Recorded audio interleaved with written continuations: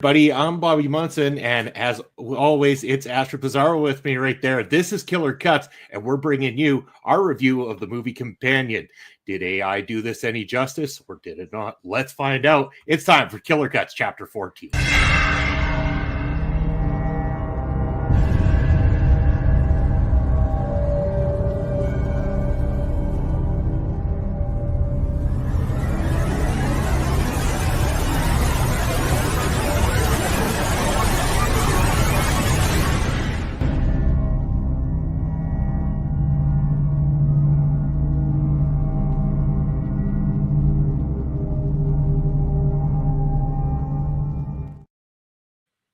It almost seems just a little too lighthearted for the type of show that we've got going here all this time.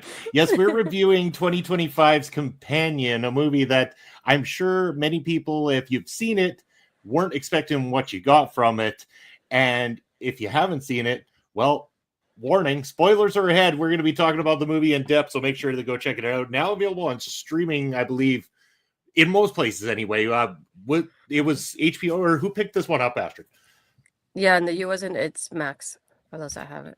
Okay, so it must be similar here in Canada. Again, I was fortunate enough to catch this in theaters a couple months back or upon the release, so it had been a little while since I seen it. But yes, go make sure to check it out or purchase it, as you can do so now for video on demand at home.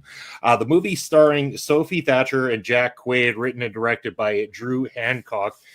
This movie is, again, notoriously brought into the fold of the whole AI movement and everything. We quickly, even before we started this, kind of said that we both had impressions of the movie Megan going into it, at least anyway, and not what we got. AI used in a completely different way here. AI is used for companion bots. You purchase a bot that you then give memories to how they found you and you found them, and your love story that builds. We get this at first with the character of Iris meeting up with Josh for the very first time in a supermarket of all things. And we get that unfolding a little bit of a love story before we start getting into the twisted nature of what Companion's true story really is. What were your initial thoughts with the opening up of this, Astrid? How did you feel about the love story tied to the beginning of the story? It's like you said, I was going into it almost blind at this point, just because the only scene I remember from the trailer was them having dinner together and she's burning her hand.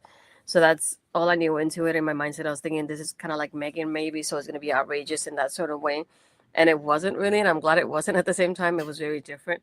But going into the first scene, it didn't give me any horror vibes at first, like that scene in the supermarket. So I was like, okay, so this is an interesting way of opening this and introducing both characters, and the way that he met her, or he got her. So it was very interesting to begin with. I just didn't give me any kind of vibe of it didn't give me an idea of what the movie is going to be about, because in my mind I still didn't know she was AI. So I was just thinking, oh, this is a cute moment, that's how they met as a couple kind of thing. So I like the fact that even going into it didn't give you any clue that what she really is when it comes to Iris. Yeah, exactly. It wasn't until kind of more of the story really unfolds that we start to understand more about what Iris is, or what these AI companions are. So the basis of the story is that Iris and Josh are going to a cabin, kind of the typical horror movie trope, out in the middle of nowhere, unforeseen by human nature of most kinds, and probably unreachable by cell phone services. They go out to this remote cabin owned by a guy named Sergey to meet up also with other friends there along the way, Kat, Eli, and Patrick. Patrick will play a major role on this movie as it unfolds as well too. They go up there and all seems like it's a friendly get together, a couple of couples, and then Sergey gets in there. Sergey seems to be the owner of this very elaborate, expensive place that they've gone out to. And then all of a sudden, Iris is down at the beach, and Sergey starts to make a move on her and tries to force himself on her. And it becomes a very uncomfortable piece of cinema at this point in time. But this is when Iris turns around and attacks and ends up killing Sergey, runs back to the house to report this to Josh, and that's when he tells her to go to sleep. And that's when we start to find out the AI aspect, that she is a robot. And then the story is going to get a little bit more strange from there. But up to this point, some of your thoughts on this point of the film. I think from here you pick up on that part of like Josh and Kat have some sort of connection, and it makes Iris a little bit jealous. So you're like starting to like get into what this like really love triangle could be really about. The part with Sergey though, I'm glad that even though he made her uncomfortable, they didn't show a lot of it. So I was very glad they didn't show any part of it. It was just a very minimal in that aspect of it, and I was very glad about it. I'm uncomfortable when it comes to scenes like that, so that made me feel a little bit better about like the how the movie went about. The part though when she's in the house all bloodied and everything, because obviously I wasn't going in blind into this. I was thinking that their reaction was not what I thought the reaction was gonna be. I was thinking that they were gonna help her like cover it up and say, oh, like it happened because it was self-defense kind of thing. Mhm. So I was more expecting them to be like more of help. So then when he goes and tells her to go to sleep, I'm like, what happened here? Why is he saying that instead of just and trying to help her as her boyfriend? So that made me go and was like, okay, this is a little bit different from what I expected it to be, but in a good way as well. And it just made me change a little bit of the narrative I had in my mind about how the movie is going to go about. Yeah, you bet. So what happens? Iris ends up waking up. She has now been tied to a chair by Josh and by Kat, who start to unveil that this was kind of all part of their evil master plan. They wanted to eliminate Sergei while being able to blame it on our on Iris here. But basically, they also had to get around the fact that Iris is pre-programmed not to be violent. Though these bots that go out are meant to be love bots. They're companions. They're not meant to harm, to kill, or anything like that. But as in all AI-based movies, robot-based movies, everything through history, they're going to find a way to get around it. Of course, we find out then that Josh is actually really good at programming. He can get around some of the systems, and he can then increase the intensity level or the aggression level of Iris, which is what caused her to react in that nature to defend herself in self-defense, so that they could easily pin this whole thing on her while at the same time walking away with all of Sergei's money. Also in on the pen are Eli and Patrick. Eli and Patrick, a couple in this thing. We find out also Patrick, another one of the companions as well too. This is Eli's companion. And again, the companions bots are unaware of what they are. In fact, they actually believe that they are full-on humans, that their memories are 100% legit, and that these things have always happened. So it almost develops within the AI a programming of true feeling. It's programmed to feel the way that a human being would react and feel to these situations. So Iris, in panic mode, tied to the chair, wanting to know what's going on, goes through all these different stages. It's also revealed that as this thing goes on, it gets even crazier once Iris gets out and they get into reprogramming Eli to go on the hunt for Iris as well too, because Iris could be key to turning everybody in for what's been done. They want to make sure that they destroy any of the storage that is within her in order to make this all go away and make sure that they don't get caught for their evil plan. And along the way, innocent bystanders having to get killed. Well, I mean, let's just say Eli, not one of those innocents necessarily along the way, but one of the innocents happens to be the police officer that comes in contact with Iris and then ends up getting killed by Patrick in that situation as well too. This was all kind of wild. The graphic nature of it, the horror nature of it, there wasn't a lot of like dead on violence throughout this thing. I mean, when it needed to be violent was when it was violent, and it kind of held back from that. I think more of the fear factor in this and the more horror aspect of it is that fear of the unknown about what AI is very capable of in the future. We're seeing it more and more. We're going to see it implemented in more movies, I believe, too. In fact, I know for a fact that an upcoming Scream 7 is going to heavily rely on the technology of AI moving forward. So not only do I want to know your thoughts on the movie up to we get towards the ending, but also on the nature of the fear of AI and what it is capable of. Yeah, I like the fact that also during the movie when Josh starts breaking it down to her that she's a love companion, and I like the fact that he'll mention something and then they'll go back to that flashback to really show us as to like what he's talking to her instead of just being him just explaining it to her from our point of view. And then he just tells her, "No, this was this is how we met." And they go back and they show us the love link that they made between each other when he purchased her and when he got her. And he talks about like, or you set up the meet cute moment, how you wanted us to meet, and then they show him doing that as well. So I like the fact that even though he's telling us what's happening, they're explaining it to us in that form of the flashback, so that we're able to form the pieces together between everything in their relationship. And it's always interesting. It's like, oh, you can't lie to me, for example. You can only do this and that, and then he changes her language and shows her how. In the tablet that she has, always able to break her down, and even when she's running in the woods, she sees her intelligence is at 40% instead of the 100. She's like, I can't believe you put me like kind of like that low number.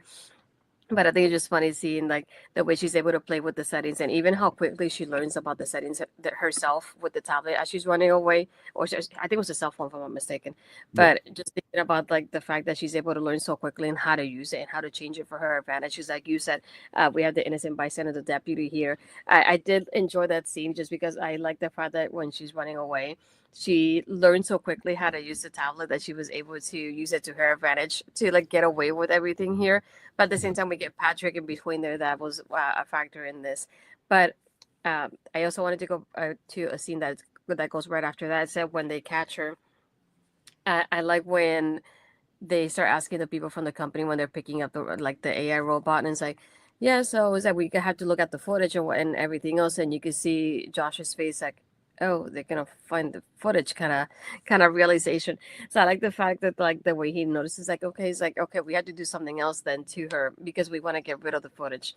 And he's like, yeah, Mhm. it's not in here, it's like here, and it's in her abdomen kind of area. And thinking about the fact that he's like, oh shoot, I didn't go anywhere near that. I just went towards the brain, and that was my thought process. Like even just the mind was like, it's not a human being. It should have thought there's no brain in there for you to kill. So they should have thought there's a different way to store everything somehow.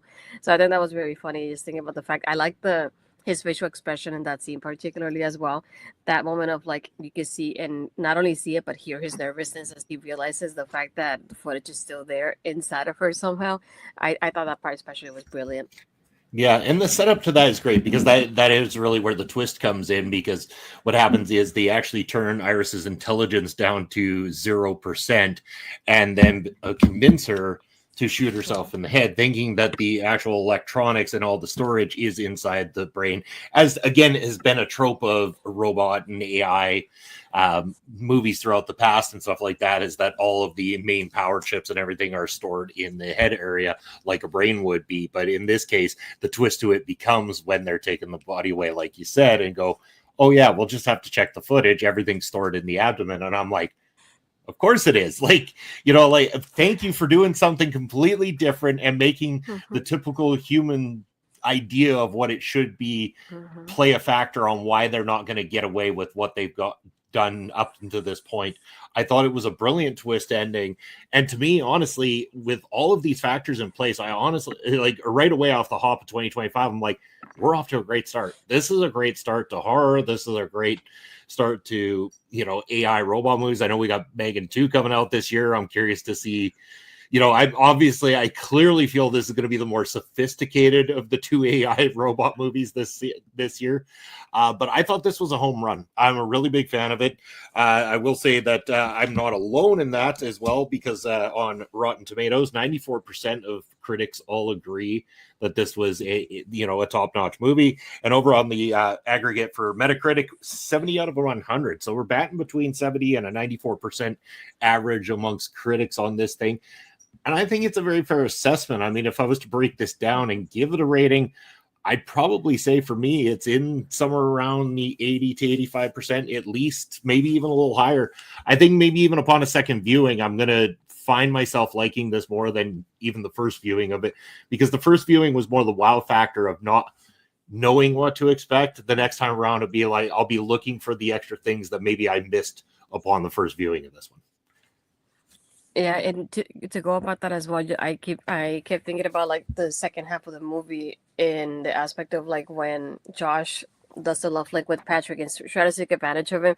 I like the fact that this is the second time he tries to use the AI companion somehow to his advantage. It still doesn't work out for him somehow, and you're thinking like because he knows about programming that it worked out in his favor, and it actually doesn't.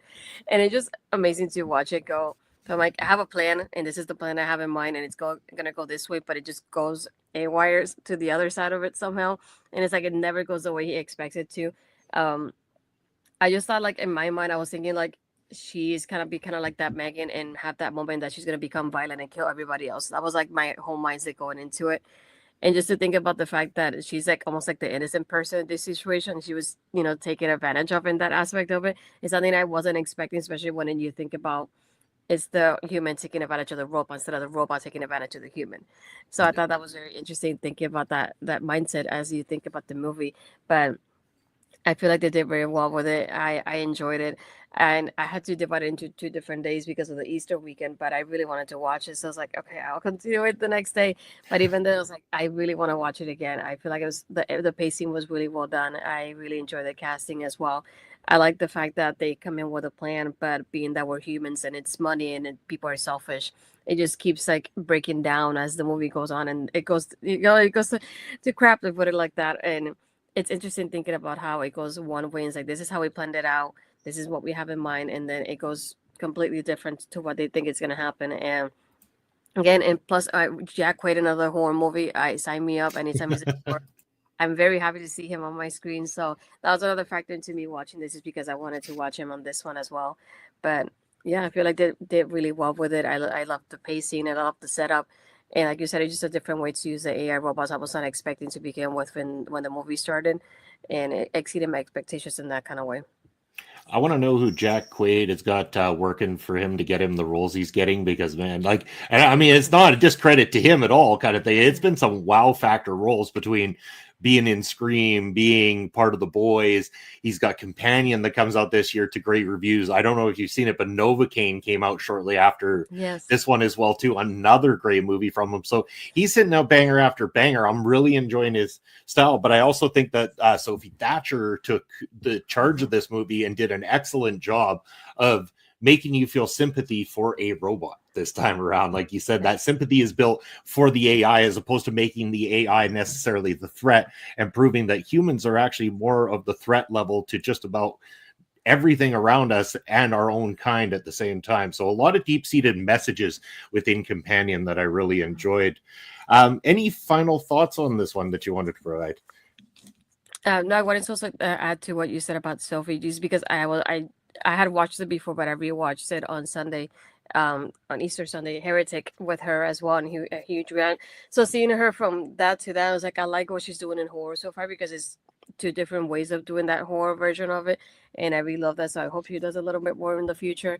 Um, but overall, I think if you go to this movie, I feel like if you go blind into it, I think it will help you a lot more, rather than thinking like I was of like this is gonna be kind of like Megan. So at first I was like, it wasn't like Megan, but like in a good way, just because Megan's so outrageous, it's so like out of this world if you think about it that way. Mm-hmm. And this movie was nothing like it. And like I said, it's like the use of like the AI and the technology, and the humans being so selfish, and just thinking of like so many things that were happening at the same time. And I love the like I said, the way they go back and forth and give us those flashbacks. They also do it with Patrick and Eli when they show us their meet cute, going back to that meet cute there. And I like how they show us how it's different for everybody, because then Josh uses Patrick to his advantage, and he changes the story of like the Mickey to be him instead of Eli for his advantage as well. So I like the fact that when they explain to us how they work, they're actually showing us more than anything. And I think that's very important in this movie, to be able to show us how the AI works and the companion works. And just thinking about the fact that they relied more on the visuals than rather than just telling us. And I really I feel like that was very important in this movie. And again, I really enjoyed it. I would, like I said, I advise go blind into it and then see how you feel about after it's done. You bet. All right, final question, and then we're going to say our goodbyes. Sequel or no sweet sequel? Is this a movie we want to see a follow up to, or is this one better left alone?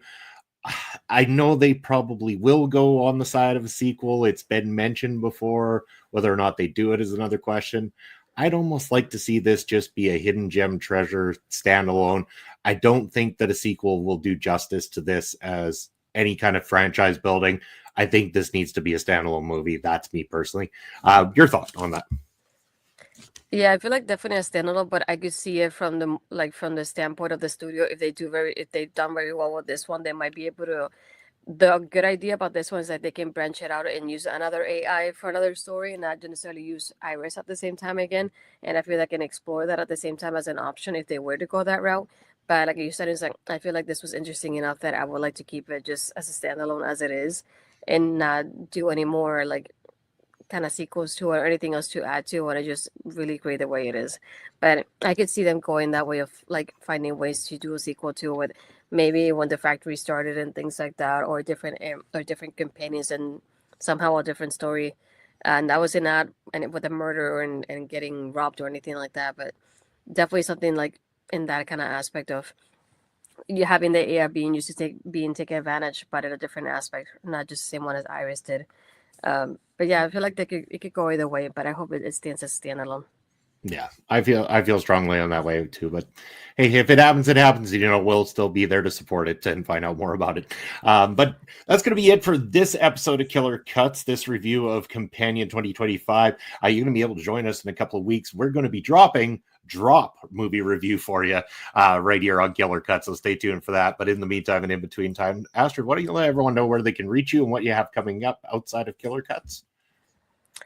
Tuesdays, you can find me doing Taking Over with my partner, OLED. Usually everything else is on my YouTube channel as it is like my name, Astrid Pizarro. And you can find me my Twitter Blue Sky as Astrid Pizarro and my Instagram and Threads Astrid Pizarro 20. And if you haven't yet, please subscribe to the YouTube channel and hit that bell to be notified when I upload or go live. Wonderful. As for myself, Bobby Munson, you can catch me on X, Real Bobby Munson, Instagram and Threads at Video Bros SK, Twitch at Video Bro _ Bobby Munson, and Blue Sky. I am Bobby Munson over there. You can catch me Thursday nights with Papa Smokes doing Ring Respect Radio, talking about independent wrestling, history of pro wrestling, things of that nature. You can catch us both every Saturday afternoon as part of Prairie Pro Wrestling on YouTube, your commentary team there. I do a show called Point of View every Sunday where we talk about the week in sports. That's on at 11 a.m. Eastern time over at OLE Podcast as well too, and other various shows such as this wonderful show right here that can be found at OLE Podcast, our local establishment. Check us out across all social media as well as on YouTube and Twitch. Make sure that you're leaving us a comment down below, turn on the notification bell, subscribe to the channel, and give us a thumbs up. It's going to help push that algorithm out to the world and let them know that this is your favorite place to hang and talk about horror movies and all things pop culture. Well, that's going to be it for myself and Astrid on this episode of Killer Cuts. We appreciate you stopping by, and we'll catch you at the next